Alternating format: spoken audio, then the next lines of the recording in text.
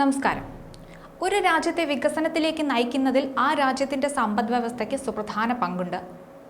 സാമ്പത്തിക ഭദ്രതയില്ലെങ്കിൽ രാജ്യം ദാരിദ്ര്യത്തിലേക്ക് വീണുപോകും.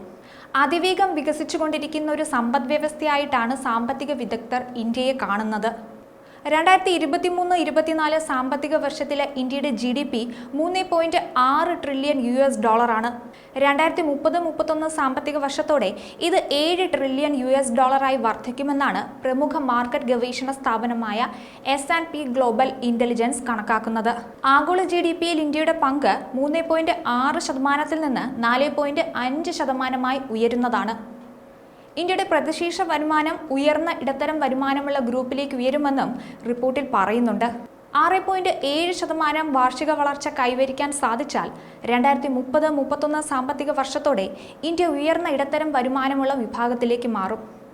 2024-25 സാമ്പത്തിക വർഷത്തിൽ 8.2% വളർച്ചാ നിരക്കോടെ ഇന്ത്യ ഏറ്റവും വേഗത്തിൽ വളരുന്ന സമ്പദ് വ്യവസ്ഥകളിൽ ഒന്നായി മാറുകയാണ്.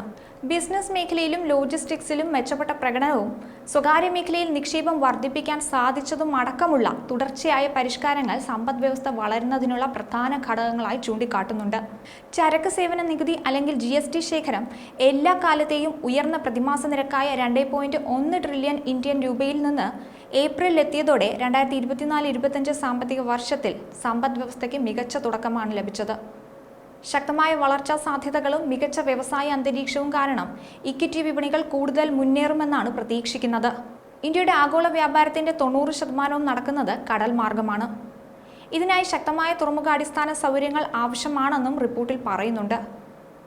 ചരക്കുകൾക്കും സേവനങ്ങൾക്കുമുള്ള പുതിയ കയറ്റുമതി ഓർഡറുകളിൽ വർധനവുണ്ടായിട്ടുണ്ട്. ഇന്ത്യയിൽ മൊത്തം ബിസിനസ്സിലും വിൽപ്പനയിലും പ്രവർത്തനങ്ങളിലും വിപുലീകരണം സാധ്യമാകുമെന്നും റിപ്പോർട്ട് വ്യക്തമാക്കുന്നു. അതേസമയം വിദേശ നാണയ ശേഖരം ഈ വർഷം $66 ബില്യൺ അല്ലെങ്കിൽ 6600 കോടി വർദ്ധിച്ച് 68,924 കോടി രൂപയിലെത്തി. രാജ്യത്തിന്റെ പക്കലുള്ള വിദേശ ശേഖരം ഏകദേശം ഒരു വർഷത്തെ ഇറക്കുമതിക്ക് പര്യാപ്തമാണെന്നാണ് പുറത്തുവരുന്ന വിവരം. ഈ നില തുടർന്നാൽ പ്രതീക്ഷിച്ചതും വേഗത്തിൽ ശേഖരം $700 ബില്യൺ അല്ലെങ്കിൽ 70,000 കോടി കടക്കുമെന്നാണ് വിലയിരുത്തപ്പെടുന്നത്. വിദേശ നാണയ ശേഖരത്തിന്റെ ഭാഗമായുള്ള സ്വർണ്ണശേഖരത്തിൽ ജപ്പാനെ പിന്തള്ളി ഇന്ത്യ മുന്നിലെത്തിയിരുന്നു. ആഗോളതലത്തിൽ അതിവേഗം വളരുന്ന പ്രധാന സമ്പദ് വ്യവസ്ഥ എന്ന സ്ഥാനം നിലനിർത്തിക്കൊണ്ട് ഈ സാമ്പത്തിക വർഷത്തിൽ ഇന്ത്യൻ സമ്പദ് വ്യവസ്ഥയുടെ മുന്നോട്ടുള്ള കുതിപ്പ് തുടരുന്നുണ്ട്. സാങ്കേതിക പുരോഗതിക്കും ശ്രേയാശ്രയത്തിനും ഇന്ത്യ മുൻപത്തേക്കാൾ കൂടുതൽ ശ്രദ്ധ നൽകുന്നു.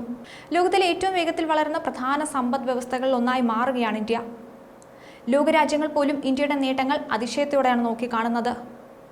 ഇന്ത്യക്ക് ഇനിയും കൂടുതൽ മുന്നേറാൻ സാധിക്കട്ടെ. ന്യൂസ് ഡെസ്ക് ഈനാട് മലയാളം.